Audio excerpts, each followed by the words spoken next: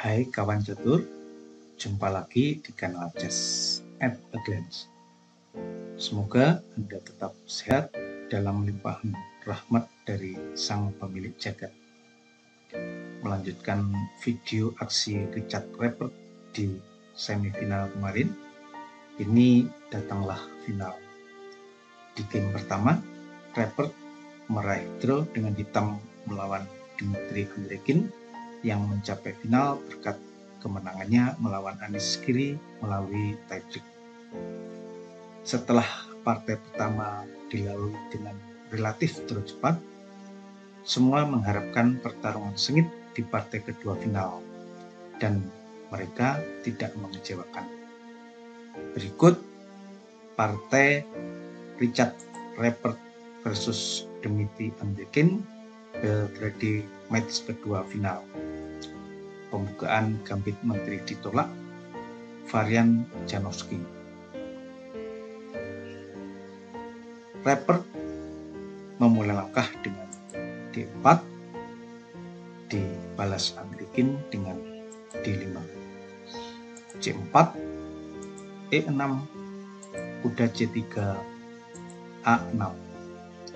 Di fase grup, Andrekin mengandalkan pada varian Janowski ketika ia bermain draw melawan Samuel Sanglen. Tetapi perlu diingat, Andrekin juga memainkannya di banyak turnamen lain periode baru-baru ini. Jadi, Rappert harus siap dengan kemungkinan menghadapinya di level tertinggi. Putih melanjutkan dengan C makan D5, E makan D5, A3. Menurut Master Database, langkah yang paling banyak dipilih putih di sini adalah 5 kuda F3. Hitam membalas dengan H6. Menjawab langkah putih A3 yang semacam langkah menunggu, hitam dapat bermain apa saja yang ia mau. Tetapi sebenarnya ada pertanyaan, mengapa ini menjadi pilihan bagus bagi Rappert?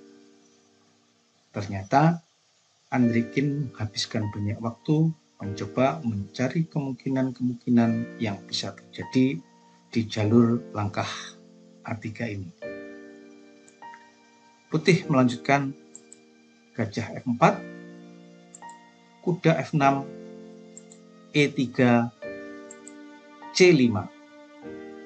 Andrekin memilih untuk bermain aktif walaupun engine sedikit menyukainya. Gajah D6 adalah alternatif bagi hitam dalam variasi ini. Setelah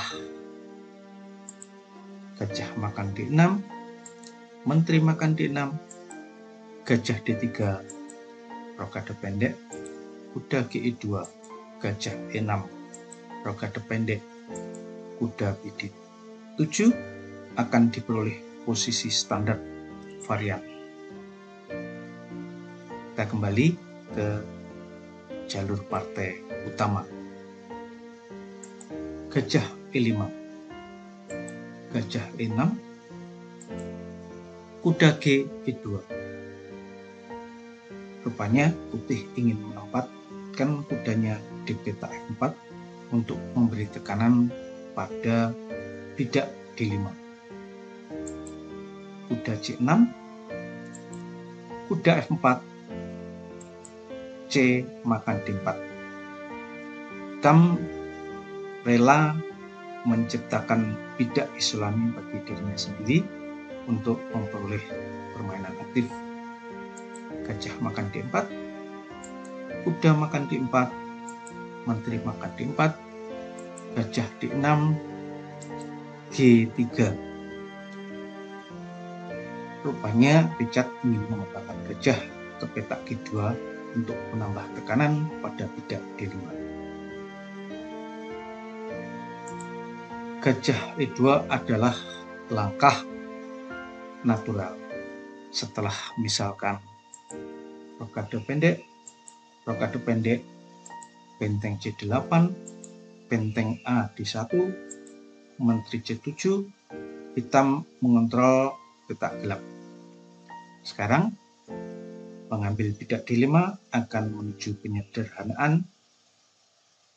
Misalkan kuda C makan D5, kuda makan D5, kuda makan D5, gajah makan D5, menteri makan D5, gajah makan E2 skak, raja H1, gajah E5 dengan posisi kira-kira seimbang.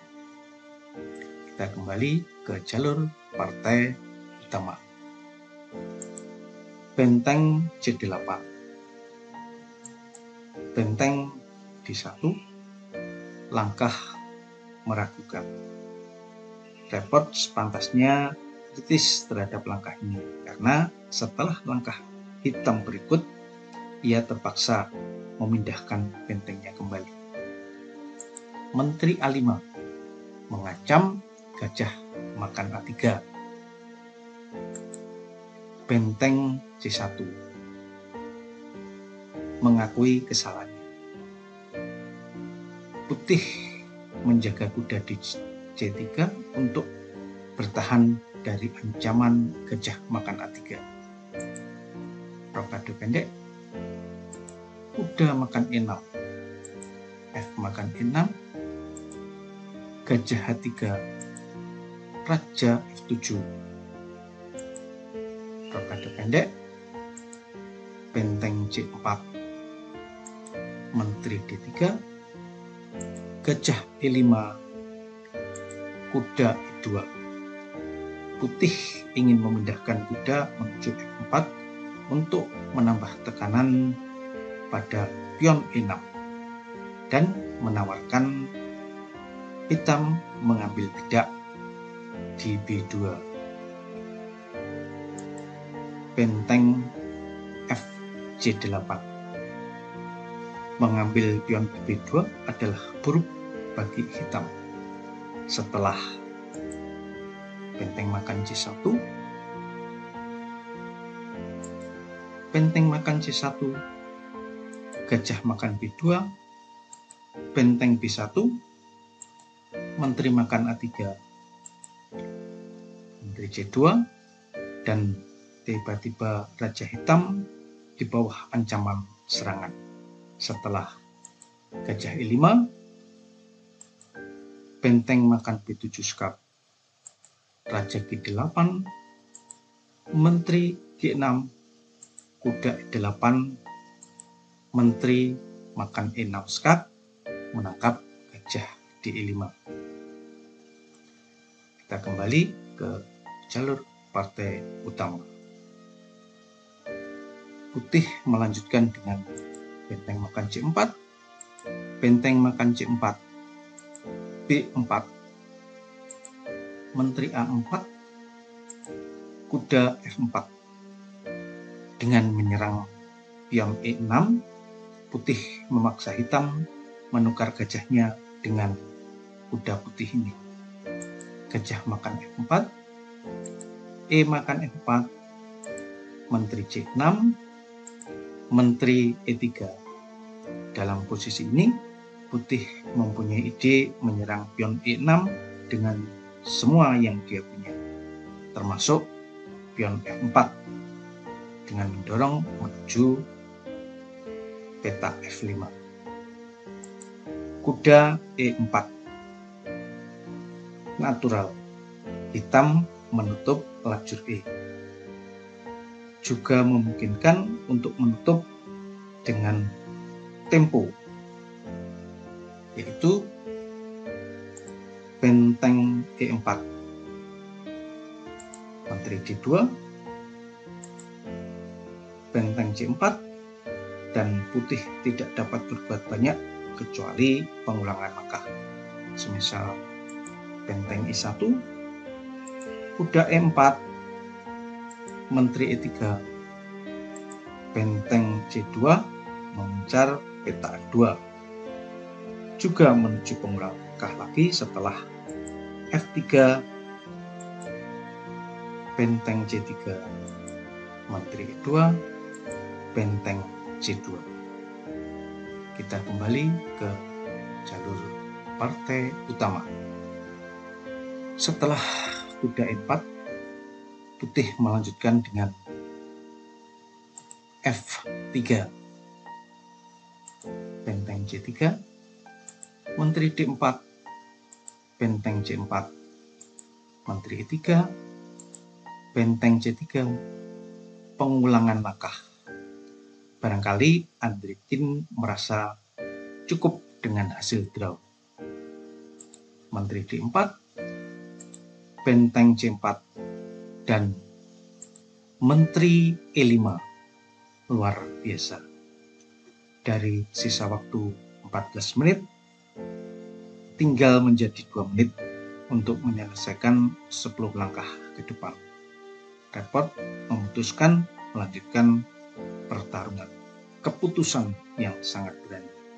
Karena dengan melangkah menteri 3, Report bisa coin draw 3 kali bangunan sama. Sementara waktu terus berjalan, sedikit waktu tersisa dengan posisi bangunan sangat tajam. Report mengambil takdirnya dengan tangannya sendiri. Dan dari banyak film action yang pernah kita tonton, kita tahu bagaimana akhir dari keputusan yang berani itu. Kuda D2, F5, putih terus melakukan serangan. Kuda makan F1, memberikan cek dulu mungkin lebih sederhana, karena setelah menteri P6 skat, Raja 1, kuda makan F1, pada dasarnya memaksa putih untuk mencari skak abadi. Setelah F makan I6 skat, Raja B8, menteri B8 skat.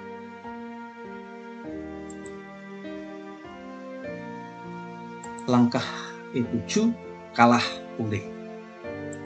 Kuda makan B3 skat,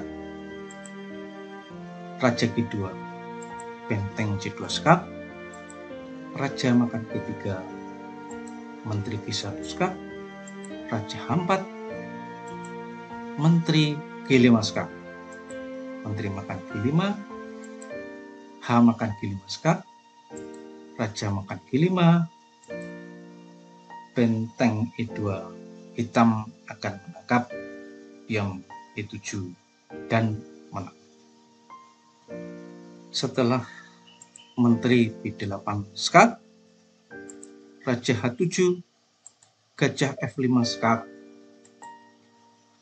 G6, gajah makan G6 skat, Raja makan G6, menteri E8 skat, dan Raja hitam tidak dapat sembunyi dari cek abadi. Tapi dengan sedikit waktu tersisa, kedua pemain juga tidak melihat variasi ini. Kita kembali ke jalur partai utama. Setelah kuda makan F1, F makan E6 skat, Raja E8, blunder, kesalahan yang menentukan, walaupun seperti terlihat natural. Setelah langkah F makan E6 skat, Raja E7 adalah satu-satunya langkah. Walaupun agak mengherankan, kita mengizinkan pengambilan bidak G7 dengan cek. Bagaimanapun intinya adalah setelah menteri makan G7 skat, Raja D6, Raja hitam tidak tersandera di baris bukit. Setelah E7, menteri B6 skat, Raja H1, kuda makan G3 skat, menteri makan G3, jika tidak, putih akan kalah. Raja makan E7. Bahaya utama bidak bebas E dilengkapkan dan putih tidak punya pilihan lain selain skak abadi.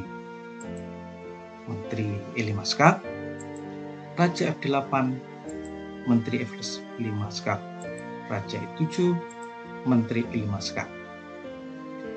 Kembali ke posisi setelah F makan E6 skak, hitam melangkah Raja G8, juga kalah oleh E7, Raja F7. Sangat terlambat untuk Menteri B6 skak, Raja akan F1, benteng C1 skak, Raja E2, Menteri B5 skak, Raja D2, dan sudah tidak ada cek lagi, sementara benteng di C1 terancam. Setelah Raja F7, Gajah F5 mengancam E8 promosi menteri diikuti Gajah G6 atau sebaliknya. Kita kembali ke jalur partai utama. Menteri makan G7. Ini hitam kalah karena posisi rajanya yang buruk. Menteri B6 skak. Jika Menteri C7, Menteri G6 skak, Raja E7, Gajah makan F1, menang putih. Setelah menangkap kuda, putih akan kembali menyerang Raja Hitam dan mendorong bidak B. Kembali ke jalur partai utama. Raja makan F1, benteng C1 skak, Raja E2, benteng E1 skak. Praktis sebuah percobaan. Andrikin memang lagi tidak beruntung. Putih dapat manage untuk mencapai waktu kontrol dan kemudian menemukan pelarian dari skak abadi. Raja makan E1, Menteri E3 skak, Raja D1, Menteri D3 skak, Raja C1, Menteri E3 skak, Raja B1, Menteri D3 skak, Raja C1, Menteri E3 skak, Raja B2. Waktu kontrol telah dilalui dan Repert menemukan jalan untuk menyembunyikan rajanya. Menteri D2 skak, Raja A1, manuver raja yang sungguh sangat cantik. Bravo Richard Repert. Menteri C1 skak, Raja A2, Menteri C4 skak, Raja B2, Menteri E2 skak, Raja A1, Menteri F1 skak. Untuk tetap memberikan cek abadi, hitam memerlukan peta F1 agar kemudian dapat memberi cek dari peta C4 apabila Raja ke A2. Setelah Menteri D1 skak, Raja A2, Menteri C2 skak, Menteri B2, Menteri C4 skak, Raja A1, bunyi skak abadi telah berakhir dan hitam akan kalah.